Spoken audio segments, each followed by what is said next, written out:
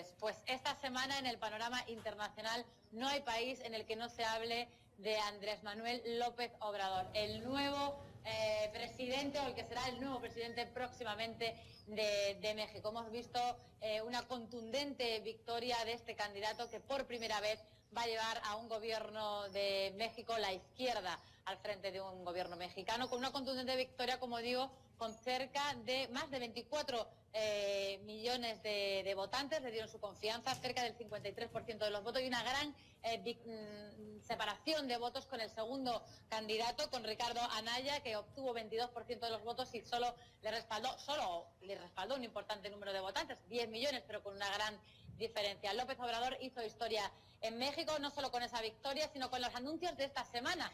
Hemos visto que ha tenido medidas muy mediáticas, ha confirmado que no quiere vivir en el Palacio Presidencial, ha dicho que no va a tener la seguridad oficial, además ha dicho que no va a hacer uso del avión presidencial, y esta semana se reunía con el actual presidente, con Enrique Peña Nieto, al que después de esa reunión dijo que va a llamar al Papa Francisco y a otros líderes de diferentes religiones y de los derechos humanos para afrontar el problema de la violencia en México y llegar a un consenso de paz. Me gustaría preguntarle a Elías un poco, que hemos oído mucho sobre este candidato, sobre este movimiento Morena, pero que nos haga un breve resumen de quién es López Obrador, de dónde viene, qué es este movimiento que parece que le aglutina a diferentes fuerzas de la izquierda, que nos diga un poco cuáles han sido las claves de esta victoria que hace un tiempo parecía impensable en un país como México, y cuáles creen que deben ser los retos de este nuevo gobierno y cómo puede afectar esta victoria al resto de la región latinoamericana. Muchas preguntas, Eliades. Bueno, es que los tiempos están formulando preguntas, pero también sugiriendo respuestas. Tú decías de ese júbilo, y aquí Altagracia me lo señalaba, que siente la humanidad por el triunfo de López Obrador. Y eso significa, ese júbilo, significa un rechazo al México que López Obrador va a tratar de regenerar, porque el movimiento Morena se llama Movimiento de Regeneración Nacional. Hoy una escritora mexicana escribía en Twitter de que ella no tiene ningún miedo de que México se convierta en Venezuela, que su miedo es que México siga siendo México. Quiere decir que siga habiendo un panorama de neoliberalismo rampante, indignidad y sumisión a los poderes extranjeros, especialmente Estados Unidos, de violencia, narcotráfico, corrupción, que es lo que López Obrador tratará de erradicar con sus políticas. Yo circulé en Twitter el programa político de Morena, porque todo el mundo habla pero pocos leen. Yo creo que para entender la mentalidad política de López Obrador y qué va a significar para su país, hay que leer ese programa político, que es muy breve. Y en ese programa político decía, en primer lugar, lo que nos proponemos es que los mexicanos y las mexicanas sean felices. Sencillo, una cosa tan elemental, pero que se viola diariamente en todas las sociedades modernas, ¿no? Un luchador que se presentó en el 2006, 2012 a las elecciones y fue derrotado. Le roban las elecciones en el 2006, sí. Y él está, después señores, lo que pasó en el 2006 en México. Sí, fue escandaloso. Fue escandaloso. Él lo dice, incluso dice que si se lo hubiese hecho ahora en las elecciones, él se hubiera apartado y hubiera dejado al tigre actuar, quiere decir, a la población indignada. Interesante, el mismo símil que usó Juan Bosch aquí, después derrocado en una conferencia en Puerto Rico, para hablar precisamente de sobre qué desafío se monta un presidente como este. López Obrador es un hombre, repito, batallador, igual que Lula, no se rindió ante la oposición de las clases dominantes, a la oligarquía, tiene grandes retos por delante, significa una esperanza. Es cierto que ha renunciado a todo eso que tú planteabas. En el caso dominicano, Bosch renunció exactamente a lo mismo, incluso negándose a ir en auto con chapa oficial. Pero recordemos que en un país donde hay 93 asesinatos todos los días... Y 120 candidatos fueron asesinados en la campaña. Exactamente, y donde no hay garantía para la vida humana, López Obrador, que encarna el cambio, se convierte en un blanco de todos estos grupos que no quieren el cambio. O sea, que no seamos tampoco excesivamente ingenuos en pensar que se puede andar un presidente de México por México sin una seguridad adecuada. Entonces creo que ese es el desafío también. En el caso de López Obrador, que viene también de un movimiento, de una vida de activista social muy intensa, la expectativa de de cambio de modelo económico a partir del propio programa? Hay tranquilidad en las bolsas mexicanas precisamente porque los empresarios que al principio estuvieron tensos con López Obrador se convencieron al final que era la mejor variante. Hasta la Casa Blanca, en la figura de John Bolton, el asesor de seguridad nacional expresó, y después en un Twitter lo hizo el propio Donald Trump, de que ellos veían con buenos ojos que López Obrador triunfase. No había de otra, iba a triunfar de todas formas. Y además consideraban que se podía trabajar de conjunto para resolver los problemas. La economía es un problema grave en México, en toda la región, en todo el mundo.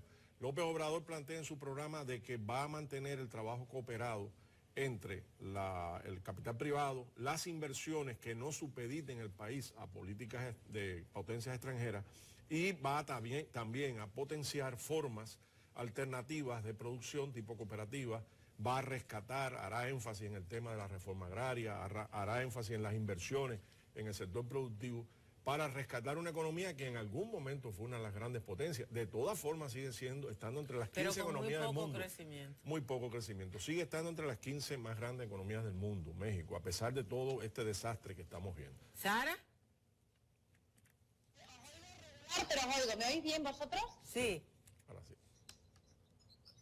Dime, Altagracia, perdóname. No, decía que si tenías algo más de López Obrador o te ibas con el tema de Correa. Podríamos hablar mucho de López Obrador, pero vamos a pasar a Correa para dar tiempo a ese interesante análisis que hace Eliade, si te parece bien, porque sí. Correa de nuevo ha protagonizado las portadas de los periódicos de todo el mundo debido a una orden de arresto que ha dictado la justicia ecuatoriana y ha puesto una alerta roja pidiendo a la Interpol que lo localice, que lo arreste y que lo extradite a Ecuador debido a un proceso en el que está siendo investigado por un supuesto secuestro en 2012 a un ex asambleísta, a Fernando Balda.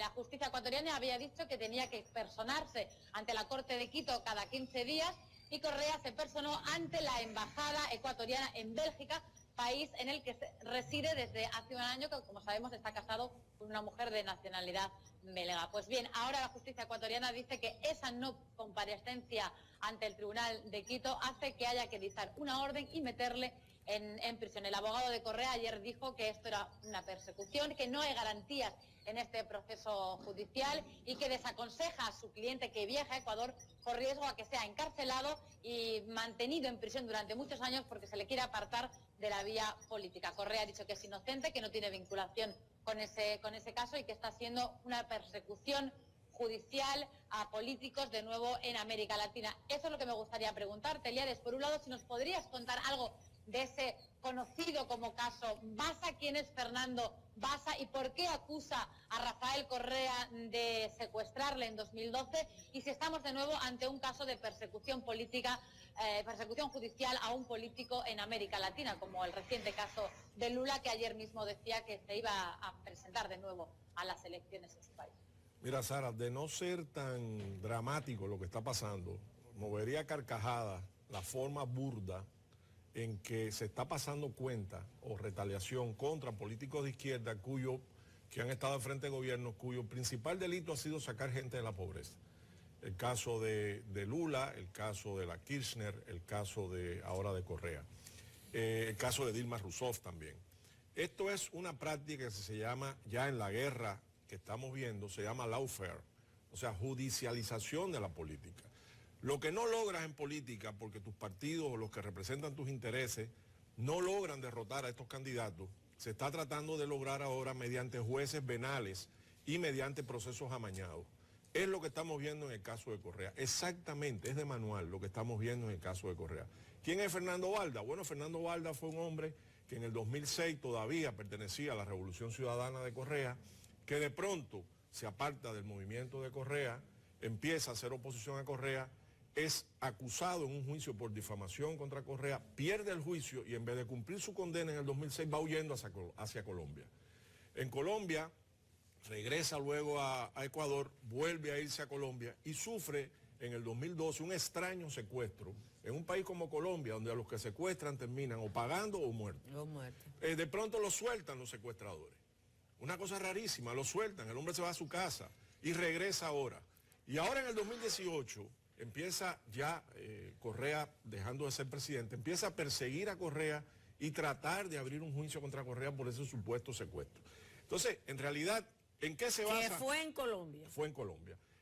Y él fue prófugo de la justicia ecuatoriana. ¿En qué se basa su acusación? En que supuestamente hay un agente de seguridad de Ecuador, en la época de Correa, que viajó a Colombia para estar presente en una reunión de Uribe con la oposición ecuatoriana, lo cual sería absolutamente legal y permisible, porque aquí hace inteligencia en este mundo todos los países y todos los gobiernos.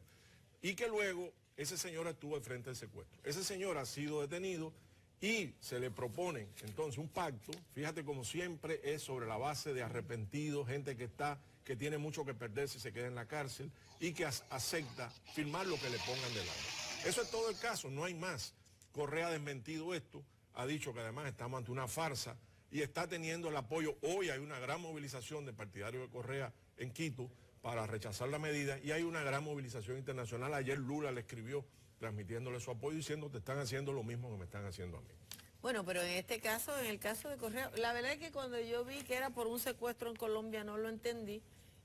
Tampoco que por ese tema se dictara una orden de prisión, como que no parecía muy allá. Pero cuéntanos de Donald Trump. Me chocó ver a Donald Trump de paños y manteles con López Obrador. ¿Qué tú dices de eso, mi querida Sara?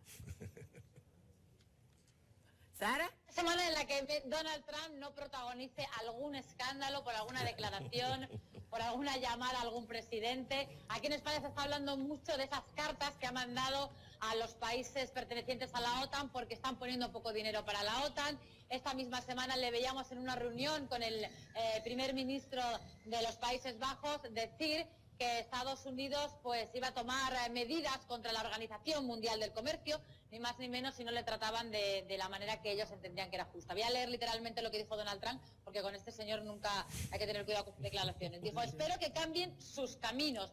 Nos han estado tratando muy mal durante muchos años y es por eso que estamos en una gran desventaja en la Organización Mundial del Comercio.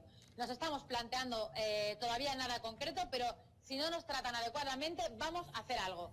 Ha protagonizado portadas en todo el mundo con amenazas de Donald Trump a la Organización Mundial del Comercio en una semana en la que está anunciando que pueden ser que se pongan aranceles a los vehículos. Desde aquí, desde la Unión Europea, se ha tachado esa medida de proteccionista. Donald Trump dice que lo hace por la seguridad nacional. Eliades, no sé qué nos puedes contar de Donald Trump en esta semana que nuevamente protagoniza escándalos. Estamos ante el fin de la Organización Mundial del Comercio de manos de un presidente de Estados Unidos. ¿Qué puedes decirnos de defensa con esto de la OTAN y proteccionismo? Es esa America First de la campaña electoral de Donald Trump. ¿Qué nos puedes contar? Mira, esto es un folletín infinito, porque este señor es un actor de vodevil.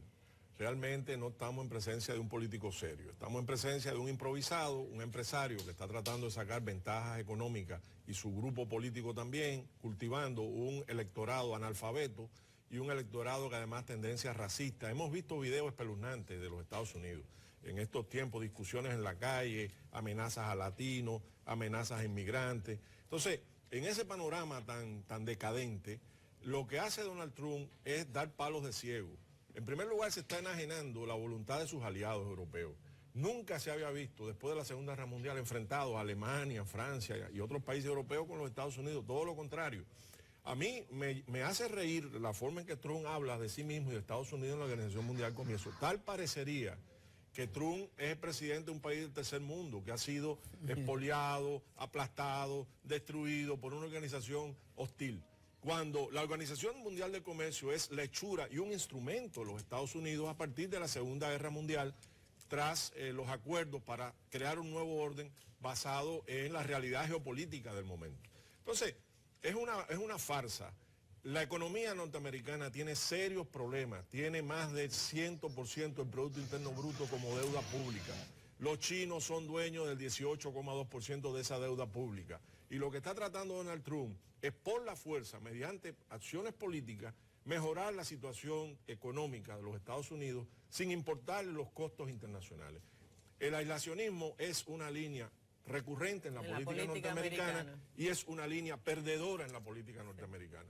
Es todo. Esperemos un poquito a ver cómo termina esta farsa que Donald Trump está representando. Bueno, nos hubiera gustado hablar de Soad Abderrahim, la primera mujer alcaldesa en una comunidad árabe, pero tenemos que irnos. Sara, muchísimas gracias por estar ahí. Gracias también a Elías. Ustedes quédense, nos queda contenido en Enfoque Matinal.